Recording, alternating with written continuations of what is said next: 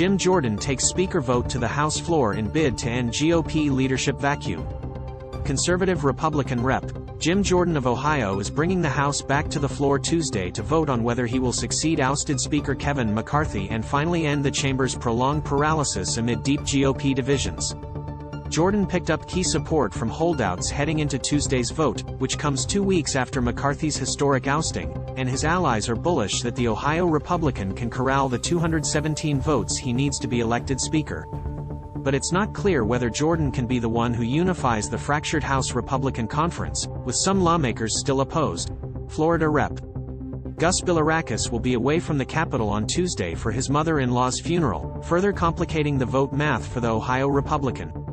Jordan can now only lose 3 votes, instead of 4, but this is a temporary drop until the Florida congressman returns.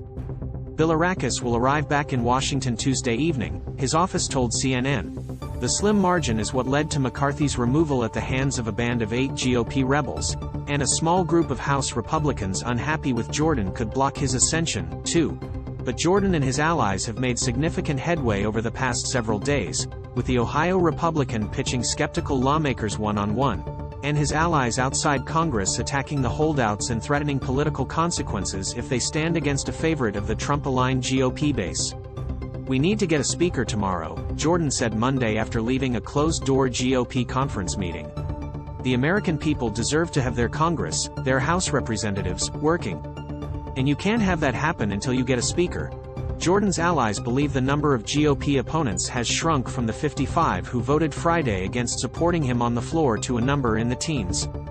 One GOP lawmaker suggested the remaining detractors totaled fewer than 10. On Monday, several key holdouts said they would support Jordan, including Rep. Ann Wagner of Missouri, who had previously called Jordan a non-starter. "I feel like he can bring together everybody, from the moderates to the ultra-conservatives, and Republicans across the spectrum," said Rep. Nicole Maliotakis of New York. "The bottom line is we've got to get back to work. We don't have any time here to waste." Even if Jordan doesn't have the votes on the initial ballot, he could force additional votes, just as McCarthy did in the 15 rounds it took him to be elected Speaker in January. Until the House selects a Speaker, it is unable to consider legislation, such as passing additional military aid to Israel or government funding, with the threat of a shutdown just a month away thanks to McCarthy's 6-week stopgap spending deal that prompted the move against him.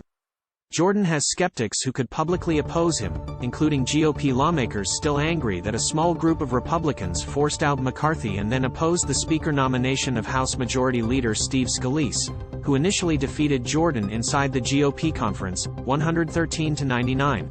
"I can't get past the fact that a small group in our conference violated the rules to get rid of Kevin, and then blocked Steve," said Rep. Don Bacon of Nebraska. "You don't have a process where I play by the rules and these other people can't and then they get what they want. That's not American. Americans want fair play and rule of law." Rep. Mario Diaz-Balart of Florida said he planned to continue to support Scalise on the floor. "You can remember we had an election. The guy who won was the guy who I was with," he said Monday, while warning that any attempts to pressure him would backfire. Several Republicans, including from districts won by President Joe Biden, declined to say Monday evening whether they would vote for Jordan on the floor. Jordan's backers have urged the conference to unify around him, even those who went after McCarthy and opposed Scalise. Rep.